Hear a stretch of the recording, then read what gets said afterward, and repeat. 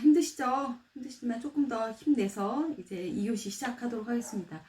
앞에서 살펴봤던 내용들 쭉 한번 교재를 통해서 다시 한번 쭉 살펴보시길 바라고요. 프로이드,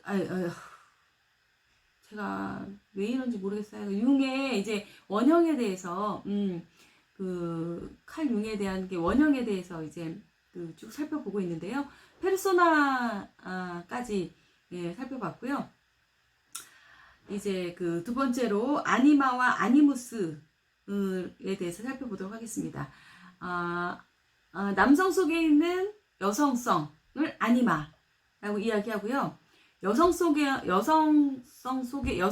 있는 남성성을 아니무스라고 이야기합니다. 아니마와 아니무스라는 것이 왜 우리의 안에 필요할까에 대해서 한번 여러분들 한번 생각을 해보세요. 왜 남자가 그게 필요하고 여자한테 왜 이게 필요해? 여자는 여자대로 살면 되고 남자는 남자대로 살면 되지. 이런 생각을 가지고 계신가요? 어떤 생각을 가지고 계신가요? 한번 여러분들 생각을 해보세요. 이 심리학적인 면에서는 모든 사람은 남성적 혹은 여성적인 방식으로 행동할 수 있다 라고 이야기하는 것이 이것이고요. 여성의 성격이 남성적인 성분, 남성적인 성격, 그러니까 아니무스를 포함하고 남성의 성격은 여성의 성격인 아니마를 포함하고 있다라는 이야기인 거죠. 그렇기 때문에 이제 남성 혹은 여성이 여성이 남성적, 남성이 여성적 방식으로 이제 행동할 수 있다라고 이제 설명을 할 수 있는 것이고요. 남성 속의 여성성, 여성 속의 남성성, 아니마, 아니무스라고 부른다고 했는데요. 이러한 원형들이 남녀가 수없이 오랫동안 이제 살아오면서 남자와 여자와 같은 그룹 안에서 이제 수없는 오랫동안 생활 동에 살아오면서 경험을 통해서 이제 발전된 것이 이제 아니마와 아니무스인데요. 이러한 원형, 그러니까 아니마와 아니무스를 통해서 아니마 원형과 아니무스 원형을 통해서 우리는 남성을 이해하고 여성을 이해할 수 있게 되는 것이죠. 그러니까 이성에게 반응하고 이성을 이해하도록 이제 동기화시키는 집단적 심상으로 작용할 수 있다. 라고 이야기하고요. 남성은 아니마 덕분에 여성의 성질을 잘 이해할 수 있고요. 그리고 여성이 가지고 있는 아니무스 덕분에 남성의 성질을 잘 이해할 수 있다. 그러니까 이런 것들을 이해하지 못한다면 어떻겠어요? 우리가 전혀 남성에 대해서 이해하지 못하고 여성에 대해서 그러니까 우리가 이러한 여성 안에 있는 남성성과 남성 안에 있는 여성성을 통해서 서로의 다른 성들에 대해서 이해하고 그들의 성들에 대해서 이제 우리가 조금 더 건강하게 살아갈 수 있다라는 거죠. 그러니까 우리가 우리 안에서 정말 나는 여자라서 오롯이 여성적인 것만 가지고 있고 남자는 남자라서 오롯이 남성적인 것만 가지고 있고 그렇다면 어떻겠어요? 그거는 별로 건강하지 못한 삶이라는 것이죠. 건강하지 못한 성격이 이루어질 수 있다라는 이야기인 거죠. 그러니까 이성에게 반응하고 이성을 이해하도록 동기화시키는 집단적인 심상으로 작용하는 것이 이제 아니마와 아니무스이다 라는 거. 융의 원형의 개념, 아니마 원형과 아니무스의 원형까지 살펴봤고요. 그러니까 융의 세 번째 원형에 대해서 살펴보고 있는데, 음형, 아까 섀도우라고 이야기한다라고도 이야기했죠. 그러니까 이것은 본능적인 번식, 생존에 초점을 둔 정신적인 초도덕적이고 초도덕적인 인류 발생 이전의 초도동물적인 측면으로 인간의 어둡고 사악한 측면을 나타내는 원형이다. 도덕을 초월한 거예요. 초자를 생각하시, 원초와 자, 초자를 생각하시면 안 돼요. 초도덕적, 도덕을 초월한 것. 그리고 초도덕적이고, 동물적인 측면으로 인간의 어둡고 사악한 측면을 나타내는 그 원형이 이제 그 음영이다, 섀도우다, 예, 라는 거. 그래서 자아나 자아상과 반대되는 개념, 자아나 자아상과 이렇게 반대되는 개념을 이야기하고요. 우리 자신이 용납하기 어려운 특질, 감정, 이런 것들. 그렇기 때문에 어때요? 이런 것들은 내 깊숙한 곳에 이제 묻어두게 되어 있는 것이죠. 내 깊숙한 무의식 안에 이제 묻어두게 되어 있는 것이죠. 그래서 지킬 박사와 하이드, 이런 것과 같이 이제 두 가지로 표현될 수 있는 거죠. 그래서 남자가 흉악한 살인자를 꿈꾸거나 여자가 야릇한 창녀를 꿈꾸는 경우와 같이 꿈에서의 음영은 동성의 인물에 투사된다. 라고 이제 융은 이야기를 하고요. 이제 우리 교재에 이제 151페이지에 보면 이제 음영에 대해서 이제 쭉 나와 있죠. 그러니까 음영은 어때요? 긍정적인 자아상일까요? 부정적인 자아상일까요? 부정적인 자아상이죠. 네, 부정적인 자아상, 부정적인 자아상인데 부정적인 측면의 음영은 사회가 이제 사악하고 죄가 크고 부도덕하고 생각하는 모든 충동성들, 이런 것들을 다 포함하고 있는 그 원형인 거죠. 원형이죠. 그래서 이 섀도우는 인간의 어두운 측면이고 다른 사람들과 사이좋게 지내기 위해서는 이렇게 억압되어져 있어야 하는 것이죠. 이러한 사악한 측면들을 포함하고 있기 때문에 이런 것들은 내 밑바닥 깊숙이 이제 억압되어 있다. 좀 아까도 이제 조금 전에 말씀드렸죠.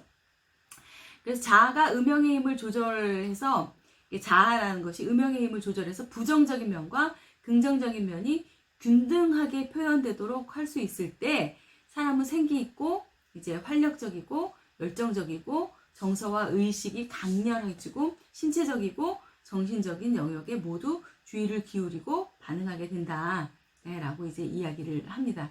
그러니까 대부분의 음영이 이제 긍정적인 자기상과 반대되기 때문에 대체적으로 부정적이기 때문에 이것들이 이제 우리의 깊숙한 곳에 묻어두고 있는데, 이러한 음영은 자아에 의해서 조절이 되는데 이 자아가 음영을 잘 힘 조절을 잘 해서 부정적인 면과 긍정적인 면을 잘 균형적으로 다룰 수 있을 때 건강한 그 자기를 이룰 수 있다. 라고 이제 이야기합니다. 그러니까 원형에서 마지막 원형인 자기에 대해서 살펴보면, 자기 원형은 아니마와 아니무스와 같은 정신의 갈등적 측면을 통합한 정신적인 측면이다. 이런 갈등, 아니마와 아니무스 같은 정신적인 갈등을 믿고 있는 측면을 통합한 정신의 측면이고요. 정신의 모든 측면의 통일성, 통합성, 전체성을 향해서 노력하는 것을 이제 이야기한다. 자기라는 것은. 자기 인식을 위해서는 어떻게 해야 해요? 자기 인식을 위해서는 어떠한 것들이 필요한가?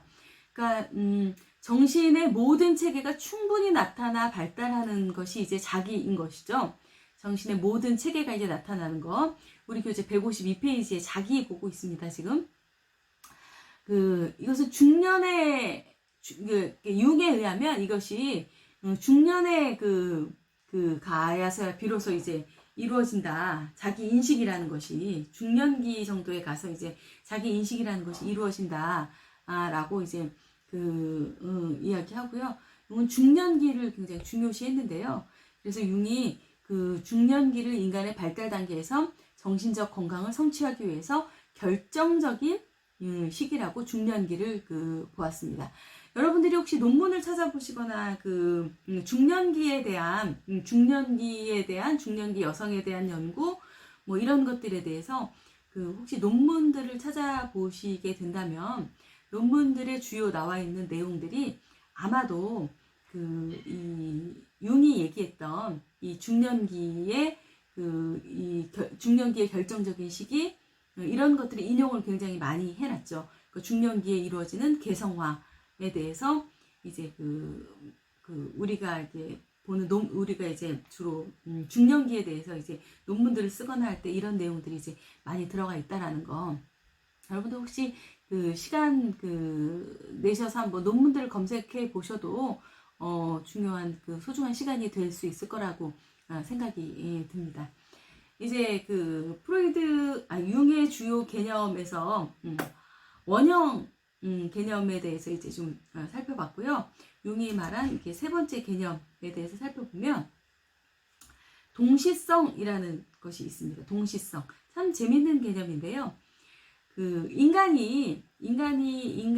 정신 내의 주관적인 경험과 외부 현실에서 같은 시간대에 다른 장소에서 일어나는 객관적인 사건 간의 의미 있는 관계, 이것들이 관계가 있음을 주장하는 것이 이제 동시성인데요. 그러니까 연속적으로 우리가 이제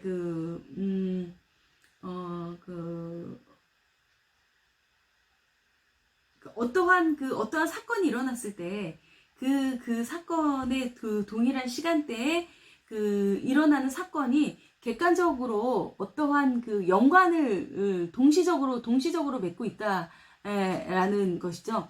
그러니까 우리 교재 잠깐 살펴보면요.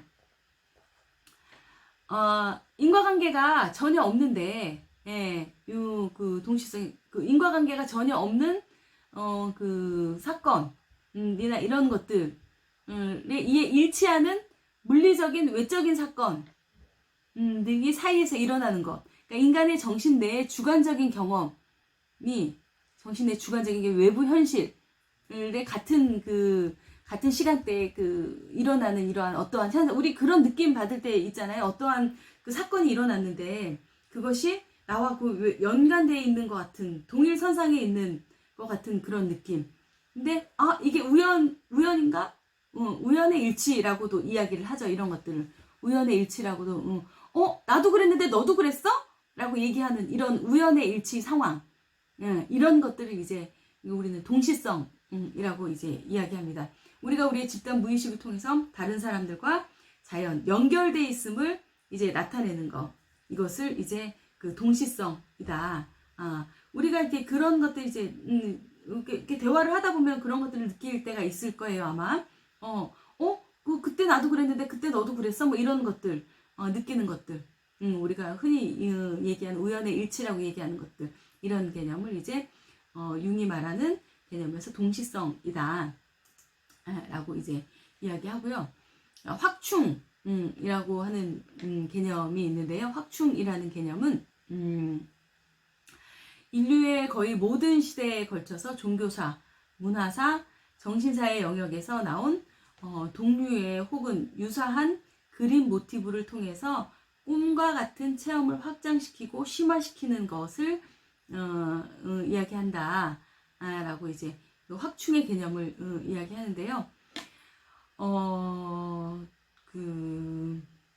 확충의 목적은 꿈. 확충의 목표는 꿈이나 공상, 환각, 그림, 이런 것들이 인간에게 있어서 생긴 모든 상징적인 의미와 원형의 근원을 이해하는 데 있는 것이 이제 확충의 목표다. 그러니까 이러한 꿈이나 공상이나 환각, 그림, 이런 것들을 통해서 인간의 상징적인 의미와 원형의 근원을 찾아, 이런 것들을 확충시킴으로 인해서 인간의 근원, 원형이나 근원에 대해서 이해하려고 하는 것에 대해서 이제 목적이 있고요. 그러니까 이러한 꿈이나 이런 것들 모티브들 전체 사슬이 명확해져서 결국은 우리의 통일성을 입증할 수 있다는 거죠. 우리 집단의 통일성을 입증할 수 있게 되고, 이러한 의미들은 또 의미와 결합하고 이러한 의미들과 결합을 하게 돼서 우리 최종적인 통일성에 이를 수 있다라고 이야기하고요. 그러니까 이 상담자는 이 분석하는 사람들은 대화를 통해서 우리가 만나는 내담자들이나 내담자들을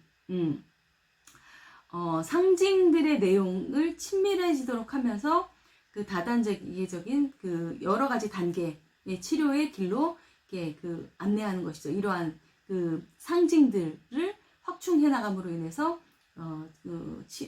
치료자는 그 내담자를 그 치료하는 데 있어서 단계적으로 이제 치료를 유도해낼 수 있다라고 이렇게 얘기합니다. 이 확충의 개념, 확충의 개념에 대해서 보고요.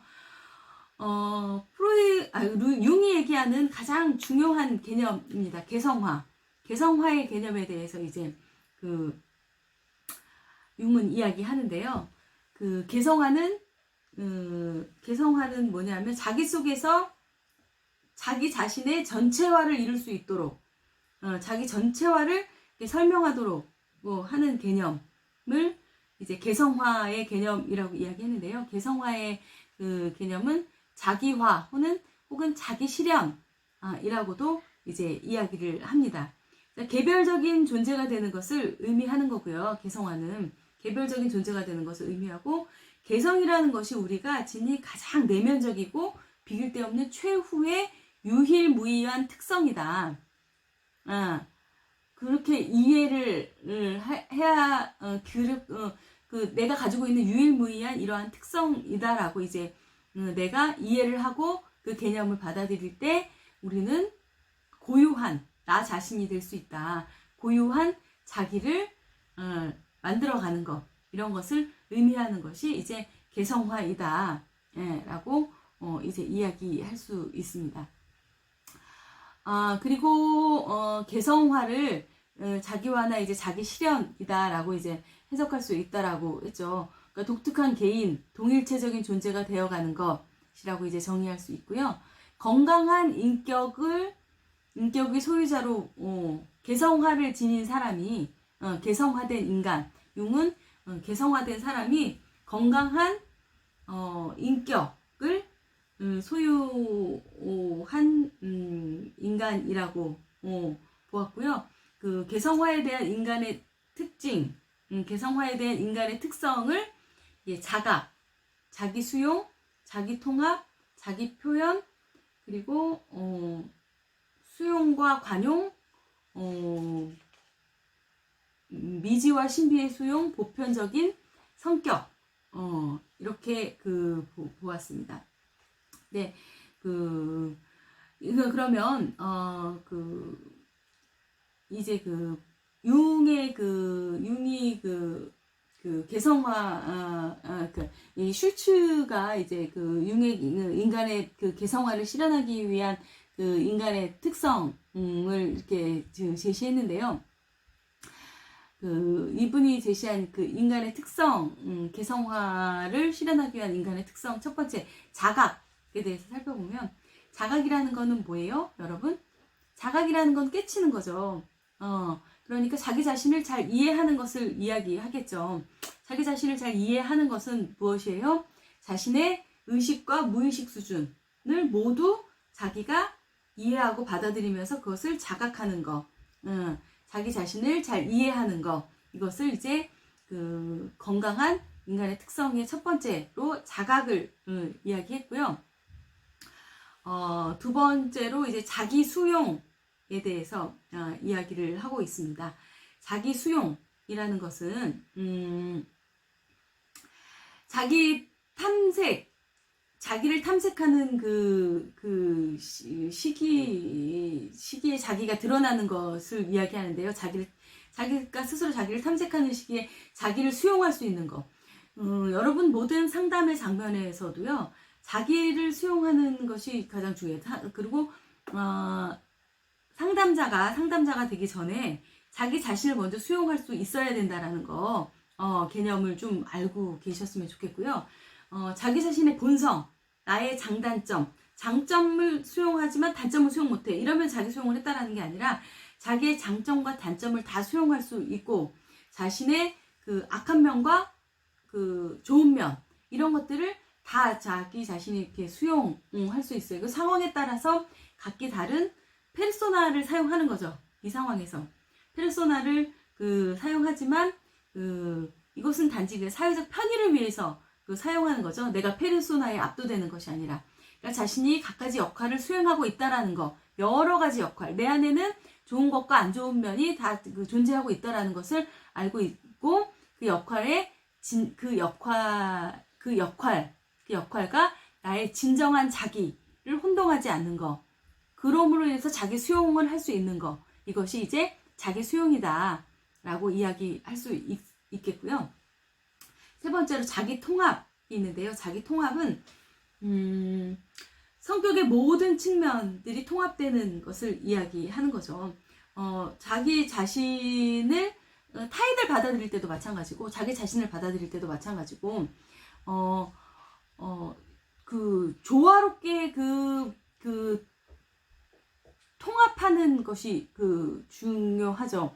그러니까 자신이 가지고 있는 것, 특질들, 여러 가지 자신이 가지고 있는 특질들, 그리고 자신의 태도나 이러한 상황, 그러니까 무의식적으로 가지고 있는 모든 것들의 영역, 이런 것들을 모두 통합하면서 이런 것들이 조화롭게 표출될 수 있어야 되는 것이죠. 그러니까 한쪽 면만 표출되는 것이 아니라 이런 것들이 조화롭게 표현되고, 생애 처음으로 어떠한 측면이나 태도, 기능, 어느 한 가지의 지배하던 것에서 이제 벗어나서 이제 자기 통합을 이룰 수 있어야 된다. 라는 거. 그리고 네 번째로, 자기 표현이라고 이제 자기 자신을 있는 그대로 표현할 수 있는 거.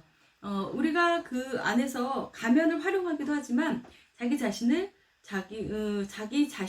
진정한 자기 자신을 이제 표현할 수 있는 거. 자기 표현, 솔직하게 자기 기분이나 자신의 감정을 표현할 수 있는 것, 자기 표현을 할 수 있는 사람이 이제 개성화를 이루어갈 수 있는 인간의 특징이다 라고 이야기했고요. 다섯 번째로 수용과 관용. 누구에 대한 수용과 관용? 인간에 대한 수용과 관용이겠죠.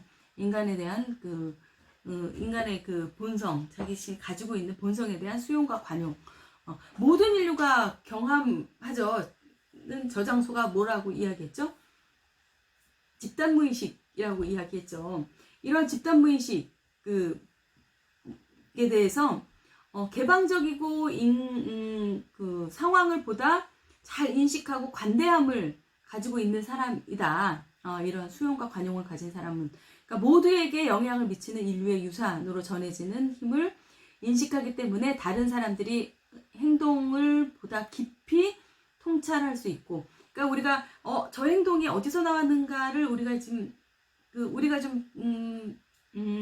나의 마음에 들지 않는 행동이라고 하더라도 그런 것들을 저 행동은 그러한 부분에서 나올 수 있었겠구나라고 이제 우리가 수용할 수 있는 자세, 그런 것들을 이제 통찰하면서 수용할 수 있는, 그러니까 인류에 대해서 보다 많은 연민이나 이렇게 정을 느끼는 것, 인간 본성에 대한 이제 그러한 어떠한 가지고 있는 것들에 대해서 그것들을 수용하고 이제 관용적으로 대할 수 있는 그러한 태도, 이런 것들이 이제 개성화를 이루어 나가는 데 필요하다라고 이야기하고요. 이제 여섯 번째로 미지와 신비의 수용이다.